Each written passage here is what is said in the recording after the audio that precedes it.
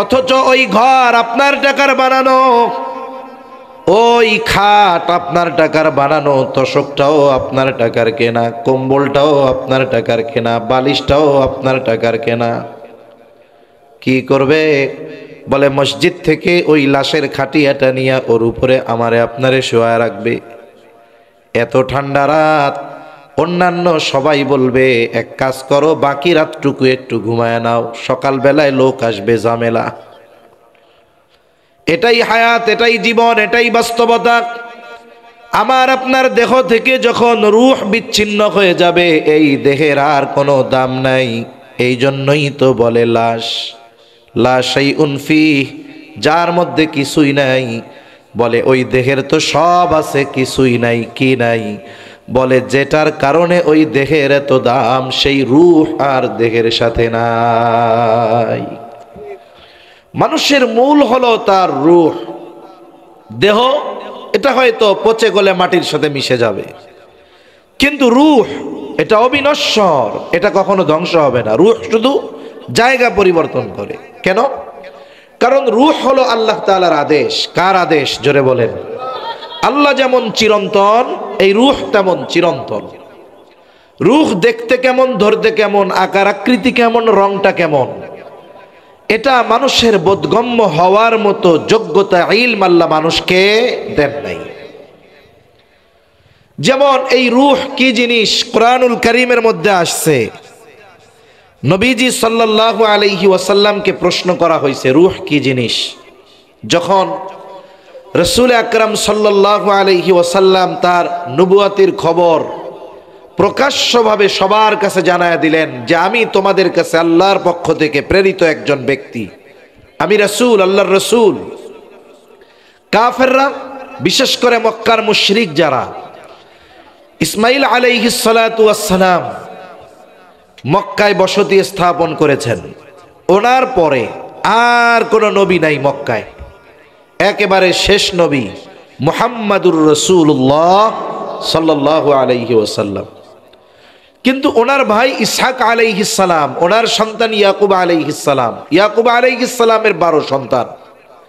এই ইয়াকুব আলাইহিস সালামের সন্তানদের মধ্য থেকে এক সময় ধারাবাহিকভাবে নবী আসছে। ইয়াকুব আলাইহিস সালামের আরেক নাম ছিল ইসরাইল, এখান থেকেই আসছে বানু ইসরাইল।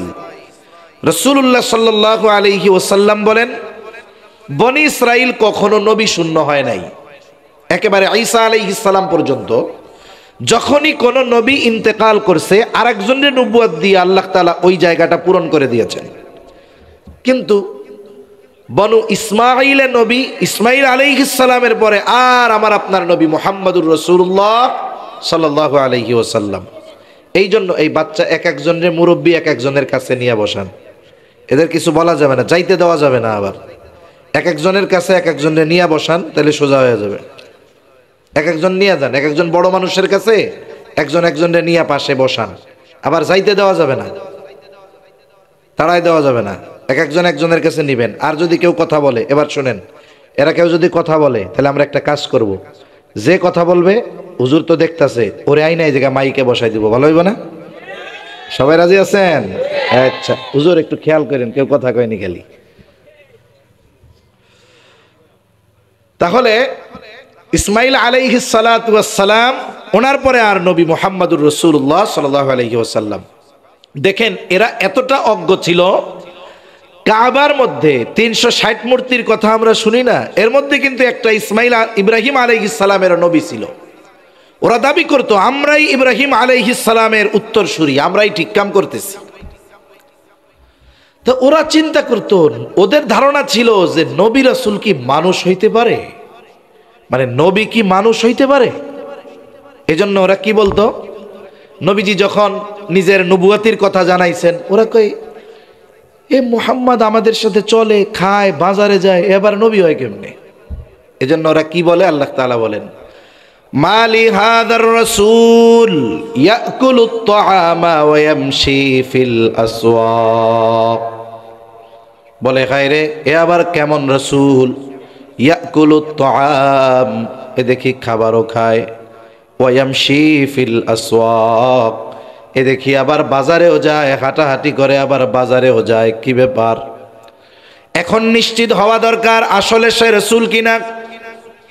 কে জানতে পারবে? বলে আমাদের কাছে কোনো আসমানি কিতাব নাই, আমরা কোনো আসমানি কিতাবের ধারক বাহকও না। আসমানি কিতাবের ধারক বাহক ওই সময় ছিল ইহুদি নাসারারা, এজন্য ওদেরকে বলা হতো আহলে কিতাব।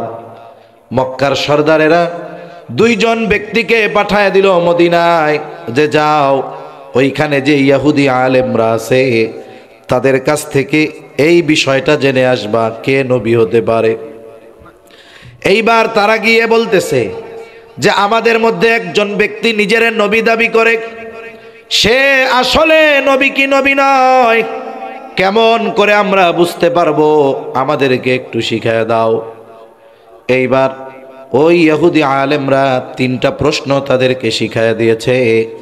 বলতেছে যাও এই 3 প্রশ্ন গিয়া ওই নবী দাবিদার লোকটাকে জিজ্ঞাসা করবা, সে যদি এই 3 প্রশ্নের জবাব দিতে পারে তাহলে সে যে নবী এ ব্যাপারে কোনো সন্দেহ নাই।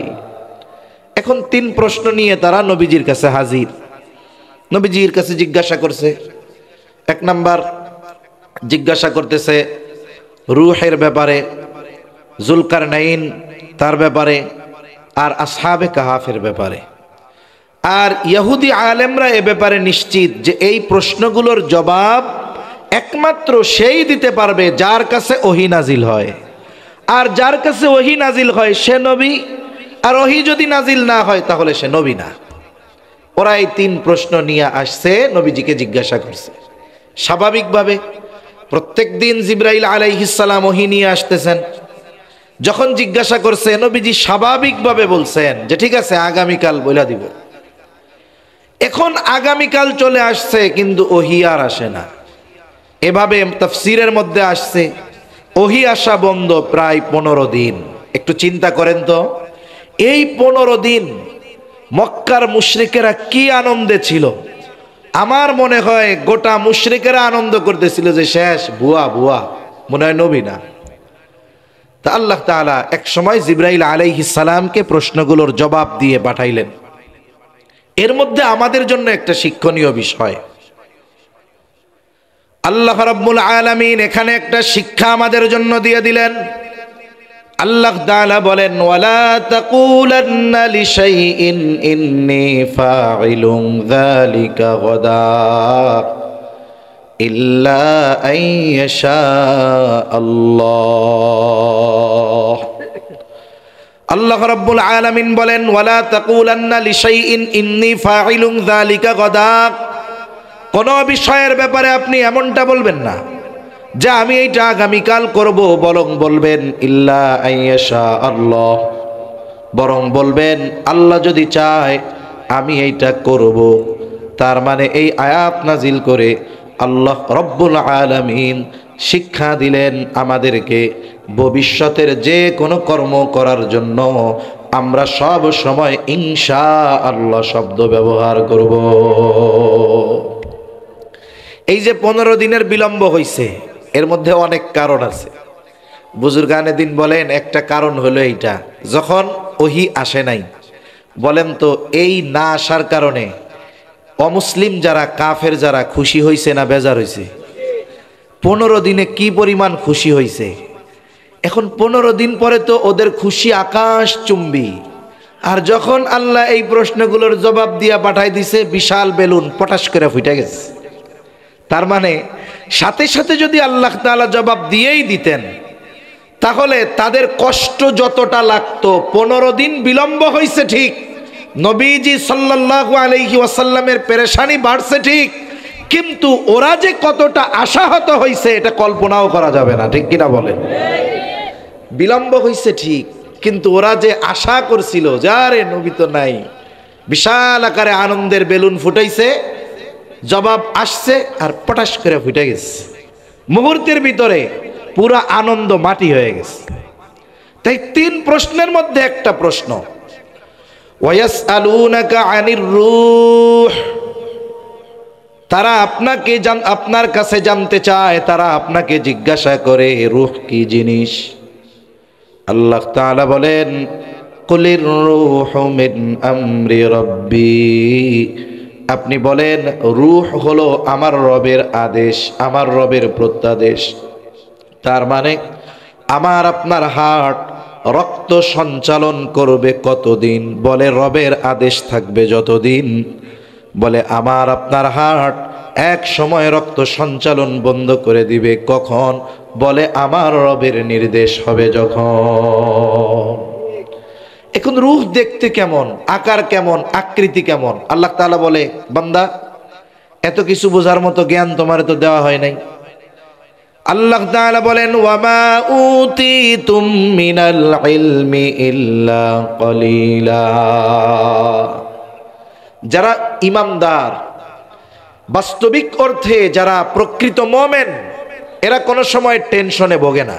এই পৃথিবীর উন্নত দেশগুলো, যেগুলো যত উন্নত দেশ দেখবেন তাদের দেশে তত হতাশা বেশি, আর মানুষ হতাশাগ্রস্ত হয়ে আত্মহত্যা করে বেশি। এই পৃথিবীতে টেকনোলজির দিক দিয়ে যেই দেশগুলো, এর মধ্যে একটি দেশ জাপান। জাপানকে পৃথিবীর অন্যতম চির বসন্তের দেশ বলা হয়। জাপানের মানুষকে বলা হয় এরা খুব সুখী, কিন্তু বাস্তবতা কি? যে এদের দেশে আত্মহত্যার প্রবণতা বেশি। এমনকি একটা জঙ্গল আছে যেখানে গিয়ে বছরে হাজার হাজার মানুষ আত্মহত্যা করে। আবার পৃথিবীর উন্নত দেশগুলোর মধ্যে একটি দেশ সুইজারল্যান্ড, যাকে বলা হয় এই পৃথিবীর যদি প্রথম তিনটি দেশ ধারাবাহিকভাবে 1, 2, 3 শান্তির দিক দিয়ে, নিরাপত্তার দিক দিয়ে সুইজারল্যান্ড 1, 2 বা 3-এ থাকবে, এমন একটা দেশ। বলে ওই দেশে মানুষ ডিপ্রেশনে ভুগে আত্মহত্যা করে। ও দেশের গভর্নমেন্ট কি আইন করছে? যে কেউ যদি মরতে চায় তাহলে সে গভর্নমেন্টের কাছে আবেদন করবে। প্রথম তার কারণ দর্শাবে যে সে এই কারণে দুনিয়ায় আর বাঁচতে চায় না। এরপরে গভর্নমেন্টের পক্ষ থেকে তার কারণগুলো যাচাই বাছাই করা হবে। যদি এই কারণের সত্যতা থাকে, এরপরে অপশন থাকে সে কোন পদ্ধতিতে মরতে চায়। সে কি গুলি খেয়ে মরবে, নাকি গলায় ফাঁস দিয়া মরবে, নাকি আগুনে পুড়া মরবে, সে অপশন দিবে, সেইভাবে মরতে চায়। এরপরে নিরপেক্ষ তদন্ত সাপেক্ষে সে যেভাবে মরতে চাইছে ওইভাবে মরার ব্যবস্থা করা হবে। আবার কয়েক বছর আগে দেখলাম যে একটা মেশিন আবিষ্কার করছে যাতে মানুষের মরতে সহজ হয়। কি মেশিন? বলে এই মেশিনের মধ্যে যদি কেউ মরে তাহলে সে যে মৃত্যুর কষ্ট হইছে এটা তার হবে না। তা আমার কথা হলো, কোরআন বলেছে যে মৃত্যুর যন্ত্রণা সত্য, ওয়াজাআত সাকরাতুল মাউতি বিল হক, সাকরাতে মাউত এটা সত্য। এখন কোন ব্যক্তি ওইটার মধ্যে মরার পরে খবর দিল যে আমি মরছিলাম, কষ্ট হয় নাই? এটা তো একজন ব্যক্তির খবর দিতে হবে, এরপরেই না আমরা বিশ্বাস করব, ঠিক কিনা বলেন? শরীয়তে ইসলামে অনেক কিছু আছে আমরা দেখি নাই, কিন্তু এমন ব্যক্তি দেখছে যার কথাকে আমরা বিশ্বাস করি, ঠিক কিনা বলেন? এজন্য যদি কেউ বলে যে ইসলাম মানেন পাইলেন কই, আমরা তো বলি যে ওইরকম একজন ব্যক্তি দেখাও যে মারা যাওয়ার পরে বলছে যে আমার কষ্ট লাগে নাই। আমরা ইসলাম মানি যেগুলো আমরা দেখি নাই, যেগুলো আমাদের অজানা। এই বিষয়গুলো আমরা এমন মানুষের মাধ্যমে জেনেছি যে তার গোটা হায়াতে একটা মিথ্যা কথাও বলে নাই, ঠিক কিনা বলেন? এক কথা থেকে অন্যদিকে চলে যাইতেছি আর কি। এখন আসেন, যেহেতু কথায় কথা আসলে একটু আগাই। আল্লাহ তাআলা বললেন, ওয়ামা উতিতুম মিনাল ইলমি ইল্লা কালিলা। আল্লাহ তাআলা বলেন, আপনি বলে দেন রূহ এটা রবের আদেশ, আর তোমাদেরকে অতি সামান্য জ্ঞান দেওয়া হয়েছে। এই কথার পরে এই কথা কেন?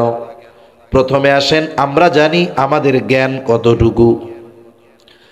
কোরআনুল কারীমের মধ্যে একটা শিক্ষা সফরের ঘটনা আছে। এখন তো আমাদের দেশ থেকে অনেক শিক্ষা সফরে যাওয়া হয়। কিছু সফর আছে নামে শিক্ষা সফর, কিন্তু বাস্তবে হলো কুশিক্ষার সফর।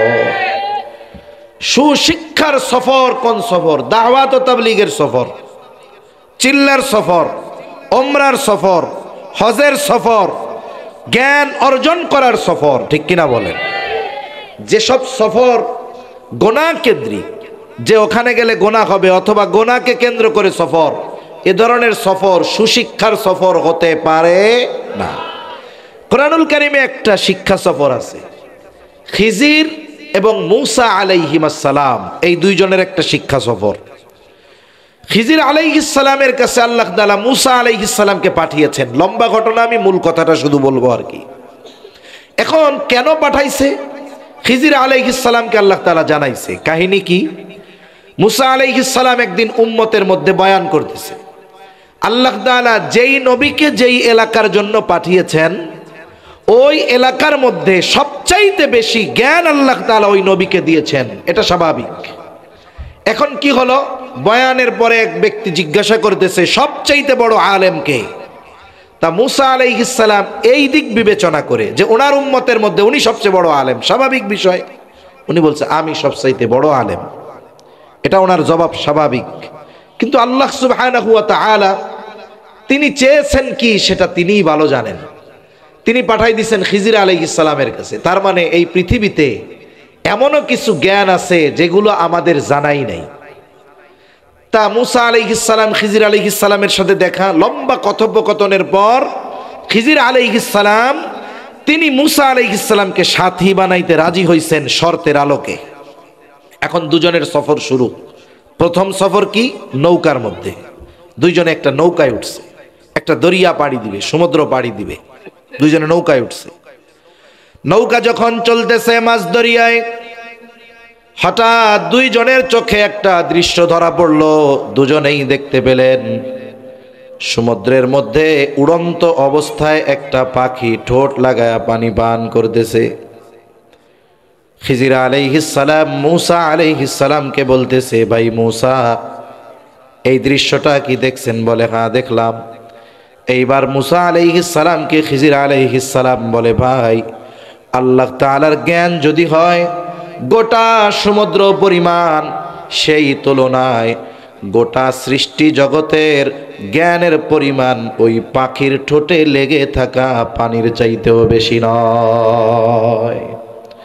আল্লাহর জ্ঞান যদি হয় গোটা সমুদ্র পরিমাণ, গোটা সৃষ্টি জগতের সকলের জ্ঞান আল্লাহর জ্ঞানের তুলনায় ওই এক ফোঁটা পাখির ঠোঁটে লেগে থাকা পানির চাইতেও কম।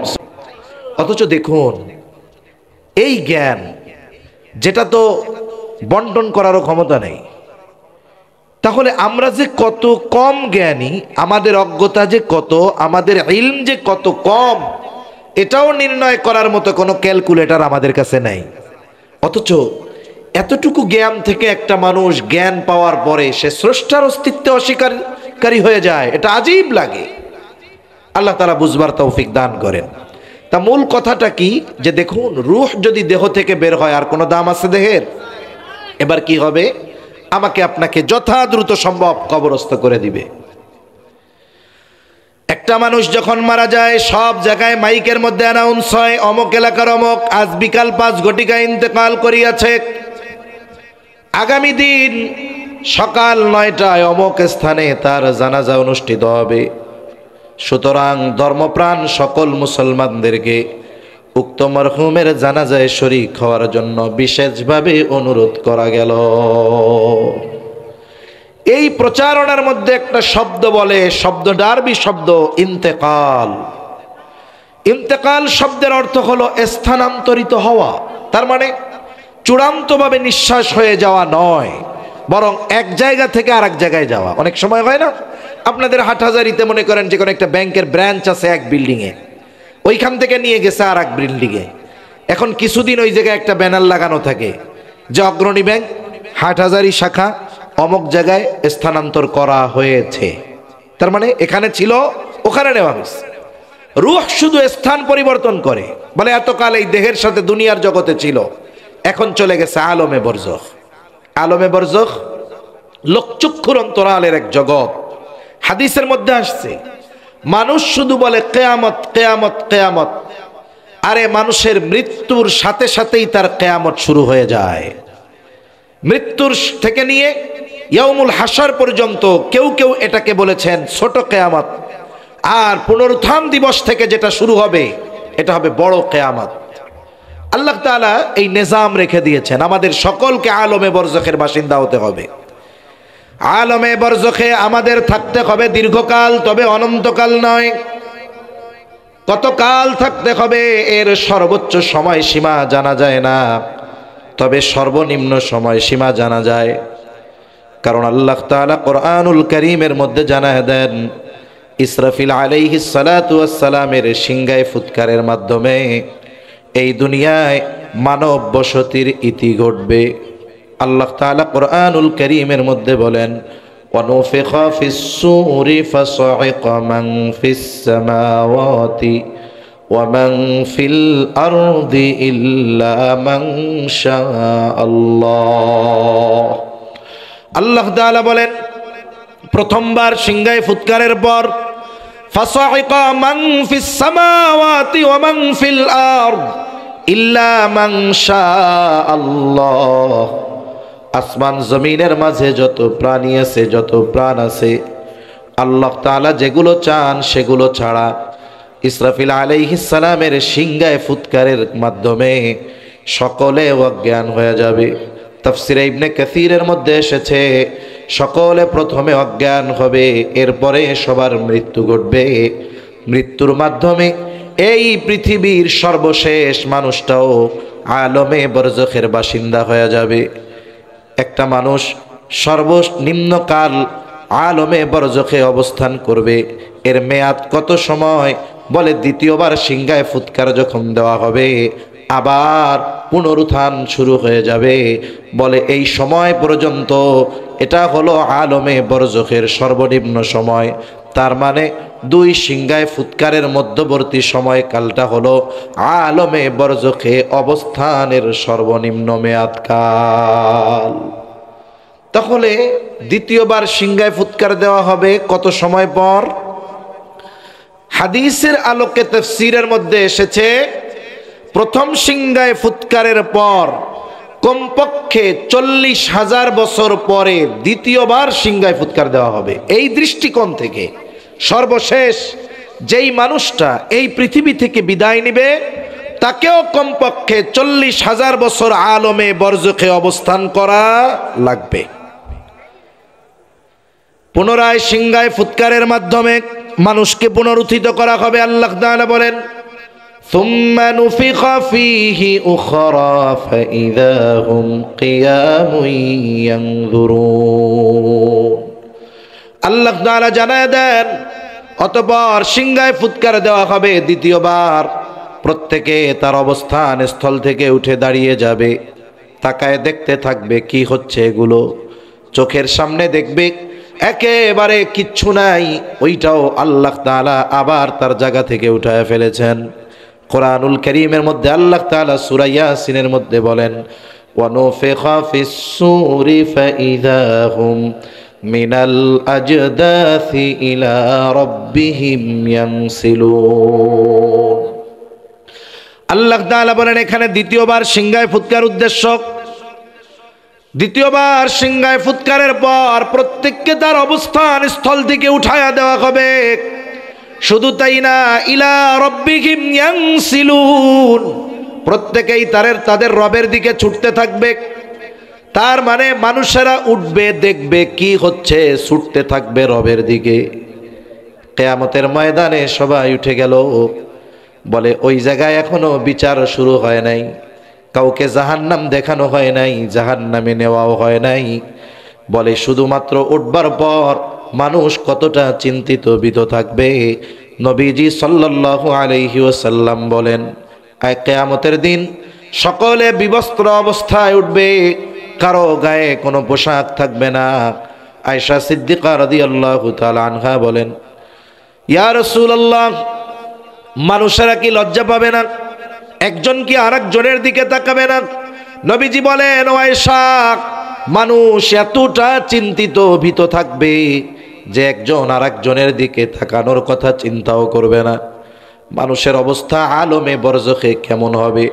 আমি এই কথাগুলো বাদ দিয়ে যে কথাগুলো মূল বলতে চাই সেদিকে যাওয়ার কারণে আলমে বরজখের কথাগুলো বললাম না।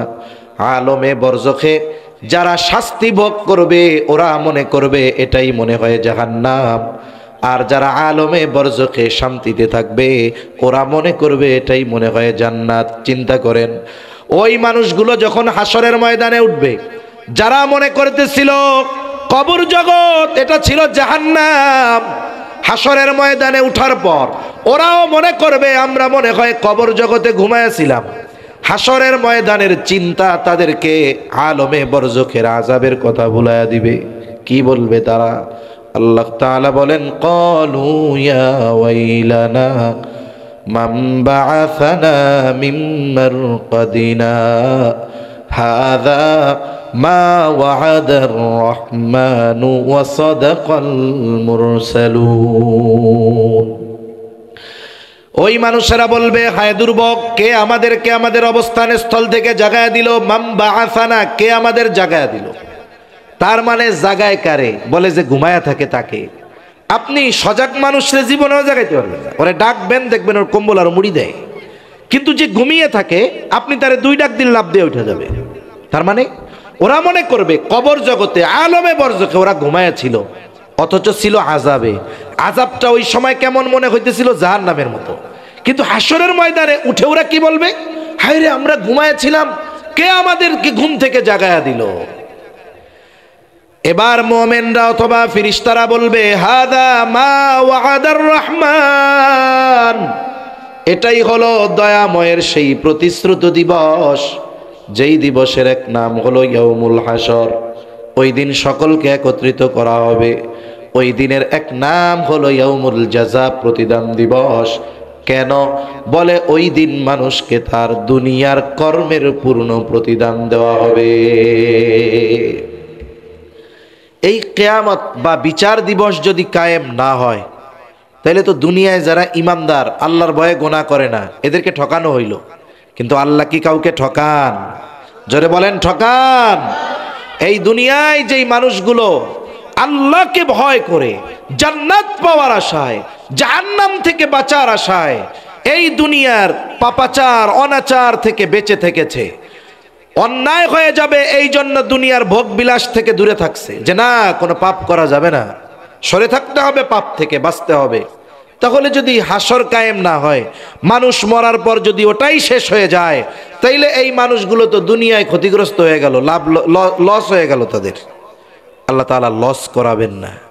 ওই দিনই আল্লাহ তাআলা দুনিয়ার মানুষের কর্ম ভালো হোক আর মন্দ হোক তার পূর্ণ প্রতিদান দিবেন। এজন্য ইমানদারদেরকে তাদের কর্মের প্রতি পূর্ণ প্রতিদান দেওয়ার জন্য, যারা জালেম কাফের এদেরকেও তাদের পাপের পরিপূর্ণ শাস্তি দেওয়ার জন্য কিয়ামত তথা আল্লাহর বিচারালয় প্রতিষ্ঠা হওয়া জরুরি। ঠিক কিনা বলেন? এটা আল্লাহ করবেন। মালিক ইয়াউমিদ্দিন, ওই দিনের একচ্ছত্র বিচারপতি যিনি হবেন তিনি কে? আল্লাহ। এজন্য আল্লাহ তাআলা বলেন, মূলত মৃত্যুর মাধ্যমে আমাদেরকে ওই কিয়ামতের দিকে নিয়ে যাওয়া হয়। এজন্য আল্লাহ তাআলা বলেন, কুল্লু নাফসিন যায়িকাতুল মাউত, প্রত্যেকটি প্রাণকে মৃত্যুর স্বাদ আস্বাদন করতে হবে। মৃত্যু কেন? আল্লাহ তাআলা বলেন এই মৃত্যুর মাধ্যমে কিয়ামত পর্যন্ত আমাদের পৌঁছানো হবে। কিয়ামতে কি হবে? আল্লাহ তাআলা বলেন, ওয়া ইন্নামা তুওয়াফাউনা উজুরাকুম ইয়াউমাল কিয়ামা। আল্লাহ তাআলা বলেন কিয়ামতের দিন মানুষকে তার দুনিয়ার কর্মের পূর্ণ প্রতিদান দেওয়া হবে। মানুষ তার পাপের কারণে দুনিয়ায় যা পায় শাস্তি, এটা সামান্য। কবরে যা পাবে ওটাও সামান্য। মূলটা তাকে দেওয়া হবে আখিরাতের ময়দানে। ঠিক কিনা বলেন? ইমানদার ভালো কাজ করার জন্য, পাপ থেকে বেঁচে থাকার জন্য দুনিয়ায় যতটুকু পায় ওটা সামান্য। কবরে তাকে যতটুকু আরামায়েশ দেওয়া হবে ওটা সামান্য। অনন্তকালের কল্পনাতীত আরাম আয়েশের জান্নাত তাকে দেওয়া হবে কিয়ামতের পরে। ঠিক কিনা বলেন? আল্লাহ তাআলা বিচারালয় কায়েম করবেন আমাদের বিচার করার জন্য। ওই দিনের অবস্থা কেমন হবে? সব বিষয়গুলো নিয়ে তো বলার মতো সময় সুযোগ নাই, একটা দুইটা বিষয় শুধু বলি। দেখুন, কিয়ামতের ময়দানে সব মানুষকে আল্লাহ তাআলা বিচার করবেন, শাস্তি দিবেন, সাথে সাথে দুনিয়ার পরিপূর্ণ কর্মের খবর আল্লাহ তাকে জানাবেন। হাসরের ময়দানে কয়েকটা মুহূর্ত হবে মানুষের জন্য সবচাইতে চিন্তার। যখন ওই বিষয়গুলোর ঘোষণা দেওয়া হবে, পুরা হাসরের ময়দান পিন পতন নীরব হয়ে যাবে। একটা সময় হলো যখন মানুষকে আমলনামা দেওয়ার ঘোষণা দেওয়া হবে, দুনিয়ার কর্মের ফলাফল জানানোর ঘোষণা দেওয়া হবে। এই টাইমে সবাই নিস্তব্ধ নীরব, কারণ এই আমলনামা ফলাফল পাওয়ার পরে নির্ভর করতেছে যে তার অবস্থাটা কোথায় হবে। যেমন একজন পরীক্ষা দিল, মোটামুটি যা পরীক্ষা দেয় দিক, ভালো পরীক্ষা দেওয়ার পরেও যেই দিনটা পরীক্ষার রেজাল্ট দিবে, বলেন তো স্টুডেন্ট যত ভালো অ্যান্সার করুক না কেন, এরপরেও তার মধ্যে ভয় থাকে কি থাকে না? না জানি নিজের অজান্তে কোথায় ভুল হয়ে গেল, কত পেরেশান, কত চিন্তা, সারা রাত ঘুম নাই পেরেশানিতে, চিন্তা করে রেজাল্ট শিট কি আসে না হয়, এই একটা চিন্তা তার মধ্যে থাকে। ওই সময় তো আল্লাহ রেজাল্ট দিবে। প্রত্যেকটা মানুষের কর্ম দুনিয়ায় যা করেছে সব জানানো হবে। আল্লাহ ঘোষণা দিবেন যে এখন আমলনামা দেওয়া হবে। আল্লাহ তাআলা আমলনামাগুলো ছেড়ে দিবেন, একেবারে যার আমলনামা যথাযথভাবে তার কাছে পৌঁছায়া যাবে। কত সুন্দর আধুনিক সিস্টেম! আপনি যদি চান আপনার ফ্রেন্ড লিস্টে যত ফ্রেন্ড আছে, আপনার মেসেজগুলো একসাথে ফরওয়ার্ড করে সব বন্ধুর কাছে পৌঁছায় দিতে পারেন। পারেন কি পারেন না? পারেন। আল্লাহ তাআলা এই সমস্ত জ্ঞান মানুষকে দিয়েছে। আল্লাহ তাআলার কাছে এটা সহজ। কিয়ামত পর্যন্ত যত মানুষ আসবে সবার আমলনামা আল্লাহ রেডি করে রাখতেছেন, যথাসময় হাতে পৌঁছিয়ে দেওয়া হবে। যখন এই ঘোষণা দেওয়া হবে, পিনপতন নীরব, সবার চিন্তা কোনো মতে আমলনামাটা ডান হাতে যদি পেয়ে যাই তাহলে তো বাইচা গেলাম। আমলনামাগুলো ডান হাতে কেউ পাবে, কেউ বা বাম হাতে পাবে। ডান হাতে যারা আমলনামা পাবে সামনাসামনি আমলনামা দেওয়া হবে, আর যারা বাম হাতে আমলনামা পাবে বাম হাতটাকে বুক চিরে পেছন দিকে নেওয়া হবে। এরপরে বাম হাতের মধ্যে আমলনামা দেওয়া হবে। তার মানে যারা বাম হাতে আমলনামা পেল এরা ব্যর্থ, ডান হাতে যারা আমলনামা পেল এরা সফল। আনন্দিত হবে, বলে কেউ চিন্তা করবে যে ডান হাতে আমলনামা পেয়ে গেছে, এই ব্যাপারে এখন সে সুনিশ্চিত হলো যে আল্লাহ তাআলা আমাকে যদি মাফ করে বিনা হিসাবে জান্নাত দেন আলহামদুলিল্লাহ। আর এই ব্যাপারে সে সুনিশ্চিত হলো যদিও কোনো পাপের কারণে তাকে জাহান্নামে আল্লাহ দেন, অনন্তকাল তাকে জাহান্নামে আল্লাহ রাখবে না। তার মানে এর চূড়ান্ত আবাসস্থল জান্নাত হবে। পাপের কারণে যদি আল্লাহ শাস্তি দিতে চায় দিতেও পারে, আল্লাহ চাইলে মাফ করেও দিতে পারে। কিন্তু আমরা তো আশা রাখি যে মানুষগুলো ডান হাতে আমলনামা পাবে, দুনিয়ায় যদি কোনো ত্রুটি বিচ্যুতি এদের থাকেও আল্লাহ তাআলা মাফ করে দিবেন ইনশাআল্লাহ। কারণ আল্লাহ তাআলা তো রহমতের ভান্ডার, তার কাছে আল্লাহ তাআলা তার বান্দাদের মাফ করে দিতে পারে। কারণ বান্দা আল্লাহর ব্যাপারে যেমন আশা রাখে, বান্দার সাথে আল্লাহ তাআলা ওই রকম আচরণ করে। এখন আমলনামা সবার হাতে পৌঁছায় গেছে। আল্লাহ কি বলবেন? ইকরা কিতাবাকা কাফা বিনাফসিকাল ইয়াওমা আলাইকা হাসিবা। আল্লাহ তাআলা বলবে ইকরা কিতাবাক, তুমি পড়ো তোমার কিতাব, পড়ো তোমার আমলনামা। কাফা বিনাফসিকাল ইয়াওমা আলাইকা হাসিবা, তুমি তোমার নিজের হিসাব নেওয়ার জন্য তুমি নিজেই যথেষ্ট। বলে আমলনামা যে ভাষাই হোক না কেন, একটা মানুষ যদি মূর্খ হয় তাকেও আমলনামা পড়বার যোগ্যতা যিনি দান করবেন তিনি কে? কেমনে পড়বে? বলে আধুনিকতা, আধুনিক বিজ্ঞান আমাদের সহজ করে দিছে বুঝতে। এখন প্রযুক্তি কত উন্নত, এআই, তারপরে চ্যাট জিপিটি না কি আছে, এই অত্যাধুনিক প্রযুক্তির মাধ্যমে মানুষ যে প্রযুক্তি কোন জায়গায় চলে গেছে, গ্রামের মানুষকে যদি এই প্রযুক্তির বাস্তবতা পরিপূর্ণ বোঝানো যায়, আমরা তো কিছুই বুঝি না, তাই চিন্তা করি গেছে গা কই। আর গ্রামের মানুষ করবো কি হইলটা কি? হ্যাঁ, সহজ সহজ জিনিস, একেবারে সহজ, যেগুলো নিম্ন স্তরের ব্যবহার। হ্যাঁ, একটা মানুষ যদি ফোন করছে চায়না থেকে, হ্যাঁ মোবাইলের মধ্যে ফোন দিছে, এআই সাপোর্ট মোবাইল, আপনি তো চায়না ভাষা বুঝেন না, অটোমেটিক ট্রান্সলেশনের ব্যবস্থা হয়ে যাবে। আপনার স্ক্রিনে ওর চায়না কথা বলার সাথে সাথে বাংলায় উঠে যাবে, আপনি বাংলায় জবাব দিবেন, ও চায়না ভাষায় শুনতে পাবে। তাহলে এই পৃথিবী এখন একটা গ্লোবাল ভিলেজ হয়ে যাচ্ছে, একটা গ্রামের মতো হয়ে যাচ্ছে। পৃথিবী এখন কেমন যেন হাতের মুঠোয়। মুহূর্তের ভিতরে আপনি পৃথিবীর অপর প্রান্তের একজন মানুষ, আপনি তার সাথে আপনার মনের কথা লেনদেন করতে পারতেছেন, তার ভাষা আপনি মুহূর্তের ভিতরে বুঝতে পারতেছেন। এই যে বিজ্ঞানের উৎকর্ষতা, এগুলো মানুষের জেহেনের মধ্যে, ব্রেনের মধ্যে ঢেলে দিয়েছেন কে? জোরে বলেন না কে? আল্লাহ ঢেলে দিয়েছেন। দেখুন, ফিঙ্গারপ্রিন্ট নিয়ে এখন পর্যন্ত পৃথিবীতে কারো সাথে কারো ফিঙ্গারপ্রিন্ট মেলে না। আল্লাহ সুবহানাহু ওয়া তাআলা কোরআনুল কারীমের মধ্যে এই ফিঙ্গারপ্রিন্টের কথা বলছেন। অথচ দেখুন আধুনিক বিজ্ঞান কত দিক দিয়ে ঝামেলায় পড়ে যায়, কিন্তু এই সমস্ত ইনফরমেশনের মাধ্যমে সে একজন ব্যক্তির আইডেন্টিটি, পরিচয় শনাক্ত করার ক্ষেত্রে এই বিষয়গুলো ব্যবহার হয়। অপরাধীকে বের করার জন্য এগুলো বের করা হয়। আধুনিক বিশ্ব প্রযুক্তির দিক দিয়ে এত উৎকর্ষতায় চলে গেছে, এটা কল্পনাতীত যে আল্লাহ মানুষকে এরকম জ্ঞান দান করলেন। মানে এখন আমাদের অবস্থা কি, যে প্রযুক্তি এরপরে আরো কি উন্নত হতে পারে এটা ভাবতেও আমাদের মাথার মধ্যে চিন্তা ভাবনা হয়, কিছু বুঝি না যে এরপরে আর কি ভালো হইতে পারে প্রযুক্তি, মানুষ আরো কি বানাইতে পারে, এটাও চিন্তা ধরে না মাথার মধ্যে। যে আল্লাহ মানুষকে এত জ্ঞান দিলেন, ওই আল্লাহ কিয়ামতের ময়দানে আমলনামা যেই ভাষাই হোক, বলেন তো পড়বার যোগ্যতা দিতে পারবেন কি পারবেন না? এবার ওরা পড়বে, পড়া কি বলবে? মালি হাযাল কিতাব লা ইউগাদিরু সাগীরাতাও ওয়ালা কাবীরাতান ইল্লা আহসাহা। পড়ে বলবে, হায় রে, এটা কেমন কিতাব, একটা ছোট বড় গোনাও এখান থেকে ছুটে যায় নাই। একেবারে ক্ষুদ্র থেকে ক্ষুদ্রাতীত, বৃহৎ থেকে বৃহত্তর সবকিছুই আমলনামার মধ্যে থাকবে। ডান হাতে যে আমলনামা পাইছে সে কত আনন্দিত।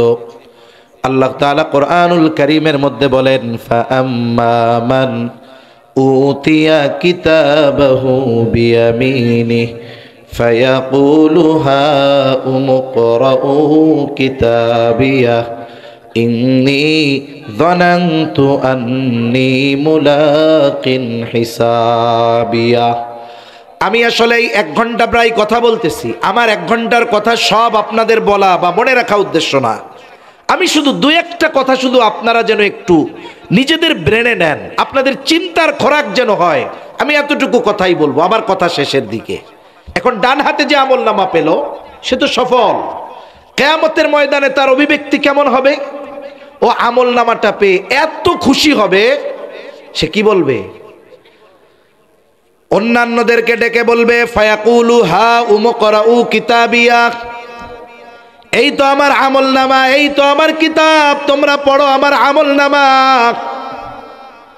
এবার সে আমলনামা ডান হাতে পাওয়ার কারণটাও সে কেমন যেন বলে দিবে। সে বলবে, ইন্নী যানানতু আন্নী মুলাকিন হিসাবিয়া। আমি আমলনামা ডান হাতে কেন পেয়েছি জানো? আমি এই হিসাব যে আল্লাহর সামনে দিতে হবে, আমার জীবনের কর্মের হিসাব যে আল্লাহর সামনে দেওয়া লাগবে, এই ব্যাপারে আমি দৃঢ় বিশ্বাসী ছিলাম। আন্নী মুলাকিন হিসাবিয়া ইন্নী যানানতু আন্নী মুলাকিন হিসাবিয়া। আমি এই ব্যাপারে দৃঢ় ধারণা রাখতাম যে আমাকে হিসাবের মুখোমুখি হওয়া লাগবে। একটা জিনিস চিন্তা করেন, এই পৃথিবীতে অপরাধ দূর করার জন্য কত প্রযুক্তি, সিসি ক্যামেরা সহ আরো অনেক উন্নত প্রযুক্তি আছে। এরপরেও বলেন তো এই পৃথিবী থেকে সময়ের সাথে সাথে অপরাধ বাড়তেছে না কমতেছে?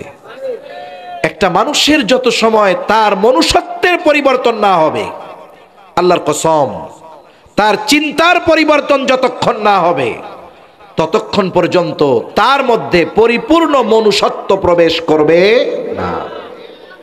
একমাত্র দ্বীন, ঈমান, আল্লাহর প্রতি বিশ্বাস, আখিরাতের ভয় মানুষদেরকে বাস্তব মানুষে পরিণত করতে পারে, এছাড়া সম্ভব নয়। এখন দেখুন, কারো অন্তরে যদি এই বিশ্বাস দৃঢ়ভাবে থাকে যে আমি দুনিয়ায় যেই কাজগুলো করতেছি এগুলো দুনিয়ার আইনকে ফাঁকি দিতে পারবো, দুনিয়ার মানুষকে আমি ফাঁকি দিতে পারবো। আমার পাপের ব্যাপারে এই পৃথিবীর একটা মানুষও জানবে না, কিন্তু আমার রবের সামনে আমার প্রত্যেকটা কর্মের হিসাব দেওয়া লাগবে। বলেন তো, এই চিন্তা যদি কারো অন্তরে দৃঢ়ভাবে বদ্ধমূল হয়ে যায়, আল্লাহর কসম এই দুনিয়ার কোনো আইন লাগবে না, সে একজন ভালো চরিত্রবান মানুষে পরিণত হয়ে যাবে। ঠিক কিনা বলেন? মনে রাখবেন, মানুষের চিন্তার পরিবর্তন না আসলে মানুষের কর্মের পরিবর্তন আসে না। আমার আপনার চিন্তার মধ্যে এটা গেঁথে নিতে হবে যে আমি একাকী গুনাহ করতেছি, মোবাইলে কেউ দেখে না, আমার আল্লাহ দেখতেছে। আল্লাহ তাআলা আমার এই সময়গুলোর হিসাব নেবেন। কিয়ামতের দিন আমাকে আপনাকে আল্লাহর সামনে আমার কর্মের হিসাব দিতে হবে, আমার হায়াতের হিসাব দেওয়া লাগবে স্পেসিফিক ভাবে, আলাদাভাবে। গোটা হায়াতের হিসাব তো দিতেই হবে, সাথে সাথে বিশেষ করে যারা যুবক আছেন, যুবতী আছেন, শুনছেন, দেখছেন, এদেরকে স্পেসিফিক ভাবে আল্লাহ তাআলা আমাদের যৌবনকালের ব্যাপারে জিজ্ঞাসা করবে। এখন তো তারুণ্যকে উড়বার সময় বলা হচ্ছে যে তুমি ইউনিভার্সিটির স্টুডেন্ট, এখন তোমার তারুণ্য, তুমি উড়ো, তোমার যা মন চায় তুমি করো, এখনই তো তোমার লাইফ এনজয় করার টাইম। অথচ দেখুন ইসলাম বিদ্বেষীরা আমাদের যৌবনকাল গোনায় কাটানোর জন্য উদ্বুদ্ধ করে, আর মুহাম্মাদুর রাসূলুল্লাহ সাল্লাল্লাহু আলাইহি ওয়াসাল্লাম যৌবনকালে পাপ থেকে বেঁচে ভালো কাজের দিকে আমাদেরকে আহ্বান করে। এজন্য রাসূল আকরাম সাল্লাল্লাহু আলাইহি ওয়াসাল্লাম আরশের ছায়ায় যেই 7 শ্রেণীর মানুষের স্থান পাবে, আমার মতো আলেমের কথা বলেন নাই, নবীজি যুবকদের কথা বলেছেন। তাশাবুন নাশা ফি ইবাদাতিল্লাহ, বলে যেই যুবক তার যৌবনকাল ইবাদতের মাধ্যমে অতিবাহিত করেছে, বলে ওই যুবক আরশের ছায়ায় স্থান পাবে। সুবহানাল্লাহ বলেন। এর দ্বারা কি বোঝান? অনেক সময় বিভিন্ন কোম্পানি আমাদেরকে বিভিন্ন অফারের ঘোষণা দেয় না? অফারের ঘোষণা কেন দেন? বলে যে আমার পণ্য কিনেন।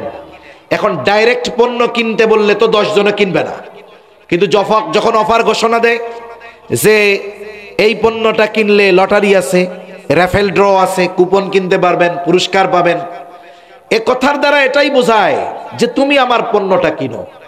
নবীজি যুবকদের আগে অফারের ঘোষণা দিয়ে বোঝাচ্ছেন যে শোনো, এ যৌবনকাল এটা এমন সময় নয় যে তোমার যা মন চায় তুমি করবা, বরং তুমি যৌবনকালটা ইবাদতের মাধ্যমে কাটাও। লাভ কি হবে বলেন তো? একজন যুবক মানুষ যখন গভর্নমেন্ট জবে ঢুকে, মনে করেন আর্মির চাকরি করতেছে, সে 20 বছর থেকে 50 বছর পর্যন্ত সার্ভিস দিল।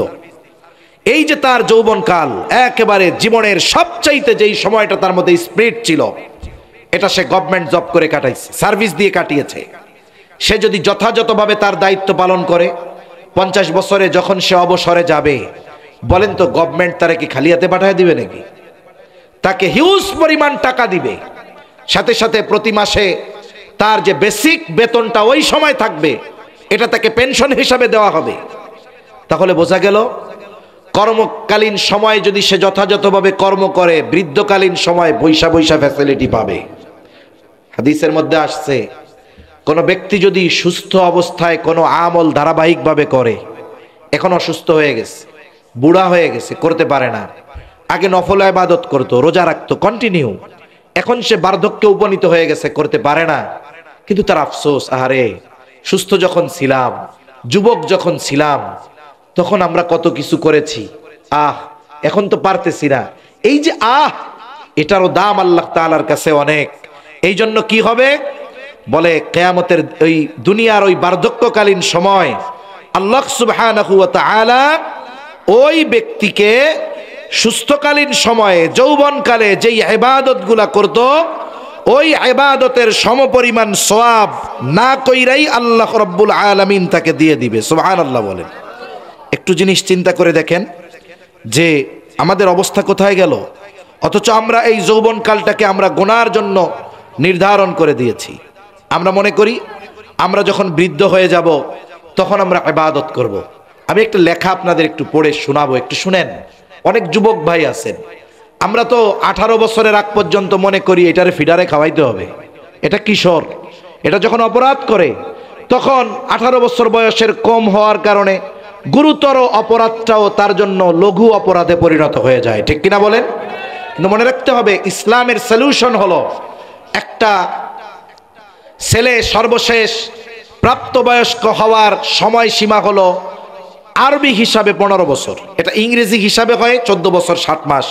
তার মানে একটা ছেলের যখন 14 বছর 7 মাস, খ্রিস্টীয় তারিখ হিসাবে তাকে আর নাবালক বলার কোনো সুযোগ ইসলাম রাখে নাই, সে তখন প্রাপ্তবয়স্ক একজন মানুষ। এখন দেখুন, আমাদের দেশে আমরা মনে করি 14 সাড়ে 14 বছর এটা নাবালক, কিন্তু শরীয়তের নীতিমালা ও বালক হয়ে গেছে। 12 বছরেও বালেক হতে পারে, 13 বছরেও হতে পারে, 13.5তেও হতে পারে, 14তেও হতে পারে, কিন্তু আমরা আমাদের এই সময়গুলাকে মনে করি যে এখনো সে শিশু মানুষ।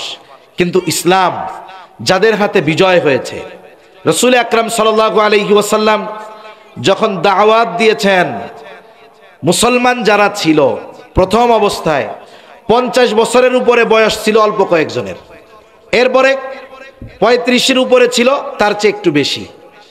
নবীজি যখন মক্কায়, তখন সবচাইতে বেশি মুসলমান যারা ছিল তাদের বয়স ছিল সব 20-এর নিচে, 20 বছরের নিচে তারা মুসলমান সবাই। কোথায়? বলো, ওই মক্কার মধ্যে। একটু চিন্তা করেন, নবীজির ইন্তেকালের সময় রাসূল আকরাম সাল্লাল্লাহু আলাইহি ওয়াসাল্লামের অনেক সাহাবী আছে যাদের হাদিস আমরা শুনি, ইন্তেকালের সময় বয়স ছিল 12 বছর, 13 বছর, 14 বছর, এরকম ছিল। রাসূল সাল্লাল্লাহু আলাইহি ওয়াসাল্লামের 2 জন সাহাবী, ছোট বাচ্চা মুআজ আর মাআওয়াজ, আমরা তাদের ঘটনা শুনি। 13-14 বছর 2 ভাইয়ের কোথায় গেছে? বদরের যুদ্ধ। কয়জনের বিরুদ্ধে? 1000-এর বিরুদ্ধে 313 জন। বলে এই 313 জনের মধ্যে এইরকম ছোট ছোট 13-14 বছরের 2 জন। আর আমরা তো আমাদের 13 বছরের বাচ্চাকে বাসা থেকে বাজারে 1 কেজি চিনিও আনতে ভয়ে পাঠাই না, যে কি অবস্থা হয়ে যাবে।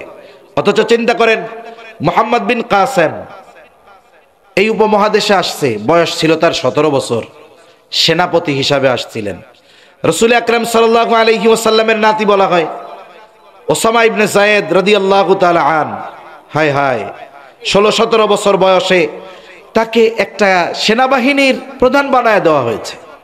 তাহলে আমরা আমাদের এই 16, 17, 18 এই কৈশোর আর যৌবনকালীন সময়টা আমরা মনে করি ফুর্তির সময়, আসলে এই সময়টা হলো নিজেকে গড়ে তোলার সময়, ঠিক কিনা বলেন?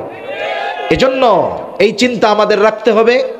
যৌবনের তাড়নায় অপরাধের ইচ্ছা হবে, কিন্তু এই চিন্তাও রাখতে হবে যে আমাকে আমার আল্লাহ দেখতেছে, আমার কর্মের হিসাব আমাকে আল্লাহর কাছে দিতে হবে।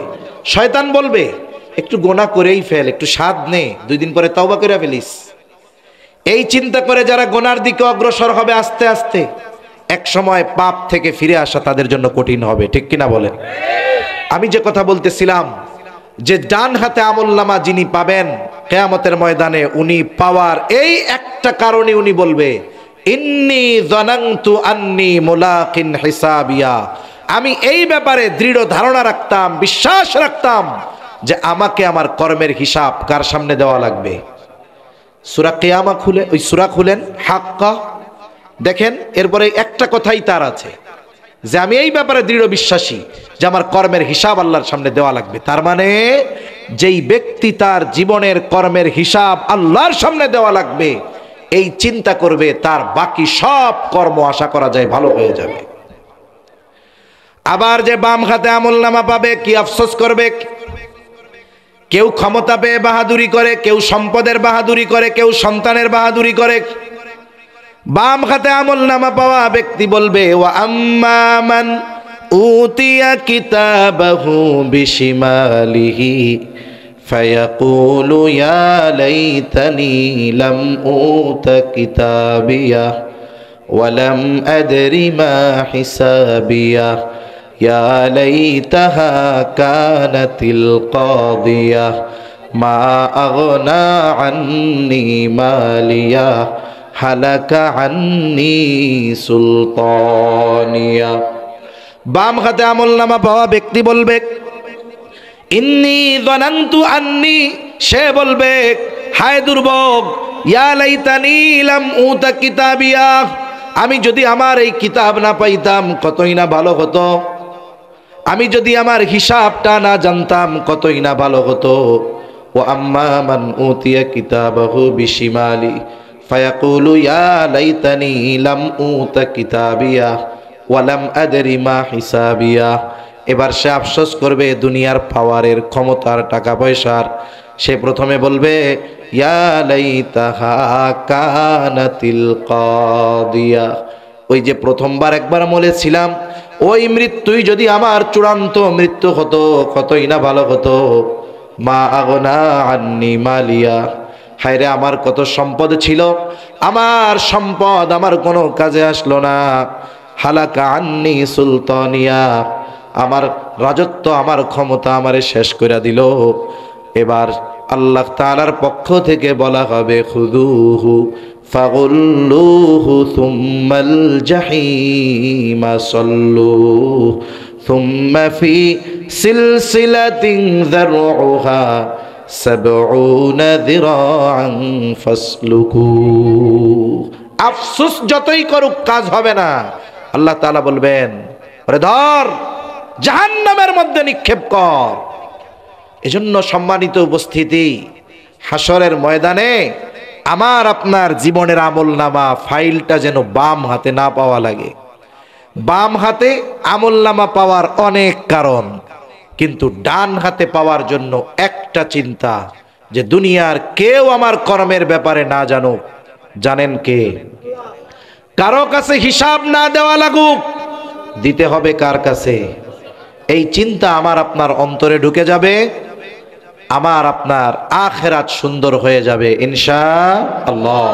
আল্লাহ তাআলাও সেই কথা বলেন, কুল্লু নাফসিম বিমা কাসাবাত রাহিনা ইল্লা আসহাবাল ইয়ামিন। ওই যে যারা বাম হাতে আমলনামা পাইল, তারা তাদের কৃতকর্মের জন্য জাহান্নামে আবদ্ধ থাকবে, শাস্তি ভোগ করতে থাকবে। ইল্লা আসহাবাল ইয়ামিন, তবে তারা নয় যারা ডান হাতে আমলনামা পেয়েছে। বলে যারা ডান হাতে আমলনামা পাইল তাদের ঠিকানা তো জান্নাত, ঠিক কিনা বলেন? এজন্য আল্লাহ তাআলা বলেন যে মৃত্যুর মাধ্যমে কিয়ামতের দিকে নিয়ে যাই। আর কিয়ামতে কি হবে? ওয়াইন্নামা তুওয়াফাউনা উজুরাকুম ইয়াউমাল কিয়ামা, ওই দিন মানুষকে তার দুনিয়ার কর্মের পূর্ণ প্রতিদান দেওয়া হবে। আমরা কি কিয়ামতে কেউ সফল ব্যর্থ হতে চাই? দেখুন, এই দুনিয়ার সফলতা ব্যর্থতা এটা ক্ষণস্থায়ী। একজন কোটি টাকা দিয়ে ব্যবসা করতেছে, লস করছে, বলে লস ক্ষণস্থায়ী। আখিরাতের লস এটা চিরস্থায়ী। এজন্য আল্লাহ তাআলা বলেন, শুনেন, দুনিয়ায় বড় রাজনীতিবিদ হয়েছেন, অনেক টাকার মালিক হয়েছেন, অনেক বড় পদধারী হয়েছেন, অনেক উচ্চ ডিগ্রিধারী হয়েছেন, আপনি মনে করতেছেন আমি গেইনার, আমি একজন সফল মানুষ। না না, আল্লাহ তাআলা বলেন আসল সফল কে? ফামান যুহজিহা আনিন নারি ওয়া উদখিলাল জান্নাতা ফাকাদ ফাজ। আল্লাহ তাআলা বলেন কিয়ামতের দিন যাকে আগুন থেকে বাঁচানো হবে তথা জাহান্নাম থেকে বাঁচানো হবে, জান্নাতে প্রবেশ করানো হবে, ফাকাদ ফাজ, ওই লোকগুলাই হলো আসল সফল লোক।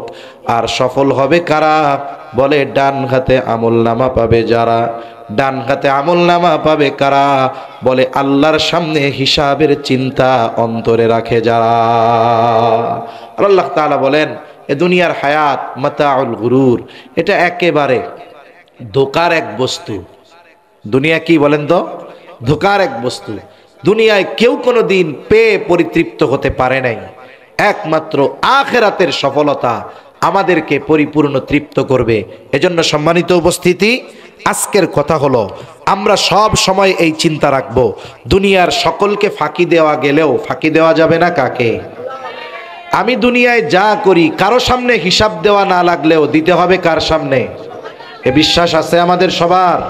আল্লাহ তাআলা আমাদের সকলকে এই বিশ্বাসের উপরে দৃঢ়তার সাথে থাকার তৌফিক দান করেন। সকলে বলি আমিন। ওয়া আখিরু দাওয়ানা আনিল হামদুলিল্লাহি রাব্বিল আলামিন। আসসালামু আলাইকুম ওয়া রাহমাতুল্লাহি ওয়া বারাকাতুহু। বিশেষ করে এই মাদ্রাসার দিকে আপনারা নজর রাখবেন।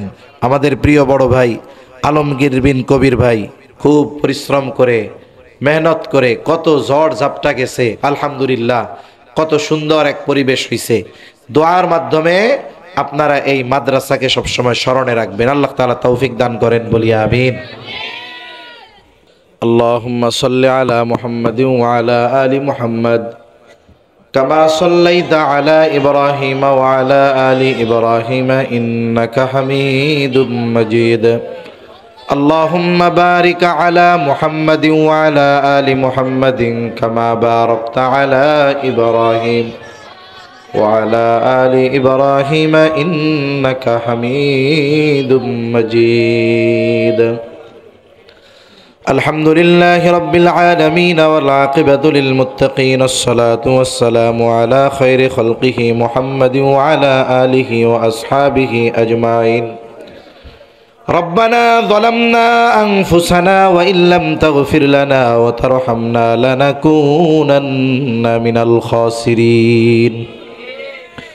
ربنا آتنا في الدنيا حسنة وفي الآخرة حسنة وقنا عذاب النار. ربنا لا تزغ قلوبنا بعد إذ هديتنا وهب لنا من لدنك رحمة إنك أنت الوهاب. দয়াময় আল্লাহ, গভীর রাত পর্যন্ত দিনই আলোচনা করার পরে গুনাহ মাখা হাত আমরা তুলে ধরেছি। আয় আল্লাহ, রাত যত গভীর হয় দুনিয়ার মানুষের দরজাগুলো বন্ধ হয়ে যায়, আর রাত যত গভীর হয় আপনার রহমতের দুয়ার তত উন্মোচিত হয়। আয় আল্লাহ, আমরা গুনাহগার, আপনি গফফার।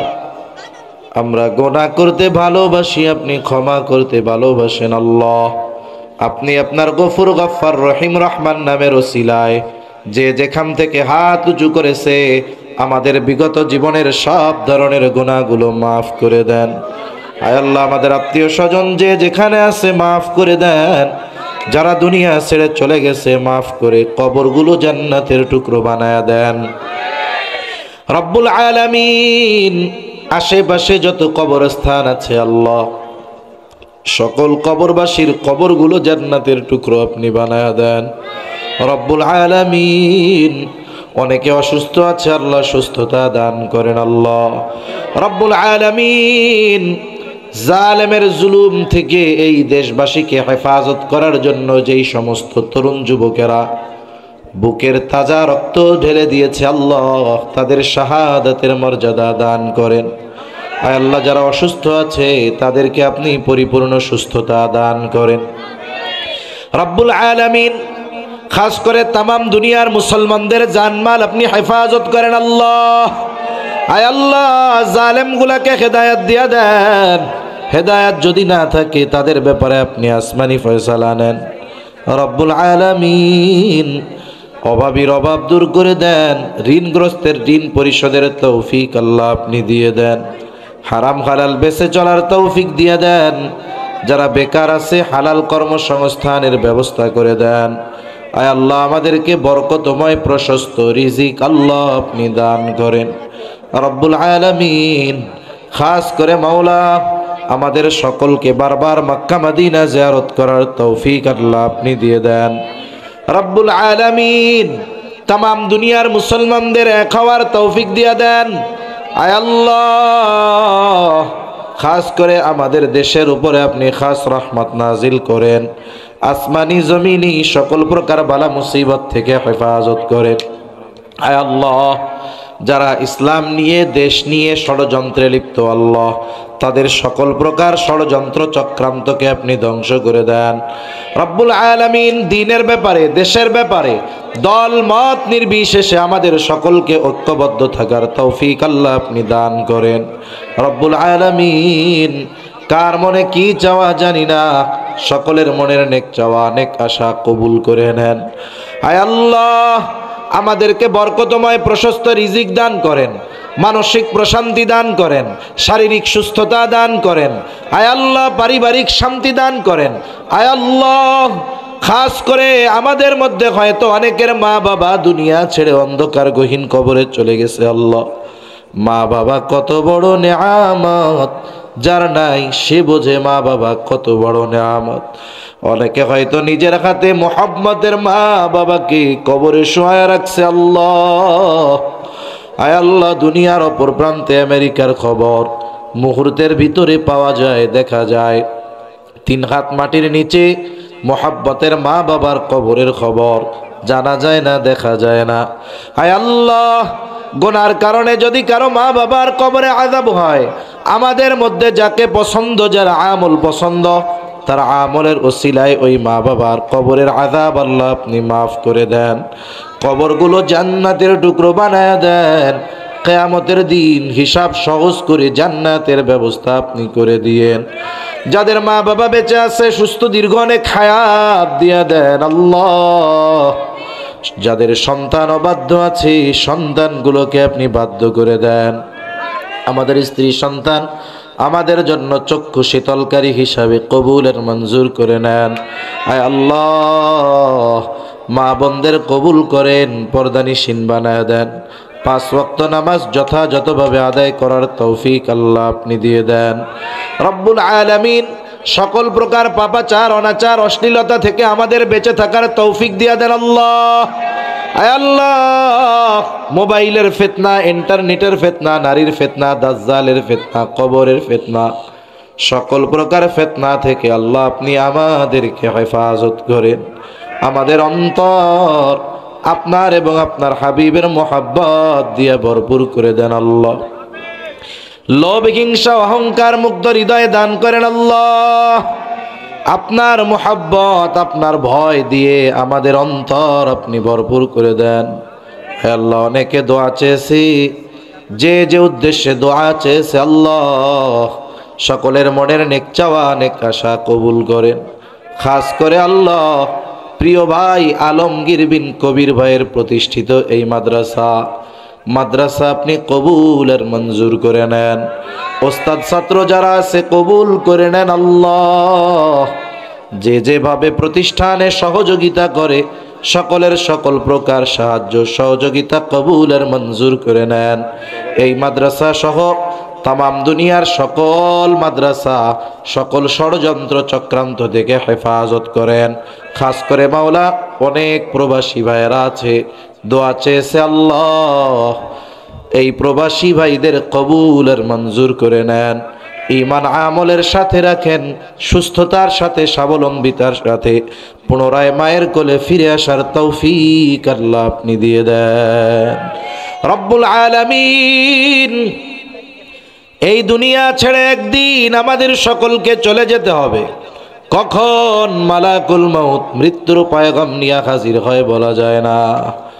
মালাকুল মাউত যখন চলে আসবে আপনি আমাদের সকলের জবানে তাওহীদের কালিমা নসিব করে দিয়ে। রব্বানা হাব লানা মিন আজওয়াজিনা ওয়া যুররিয়াতিনা কুররাতা আ'য়ুন ওয়াজআলনা লিল মুত্তাকিনা ইমামা। রব্বিরহামহুমা কামা রব্বায়ানি সগীরা। রব্বিরহামহুমা কামা রব্বায়ানি সগীরা। ওয়া সাল্লাল্লাহু তাআলা আলা খায়রি খালকিহি মুহাম্মাদিন ওয়া আলা আলিহি ওয়া আসহাবিহি আজমাইন। আমিন বিরহমাতিকা ইয়া আরহামার রাহিমিন। আমিন।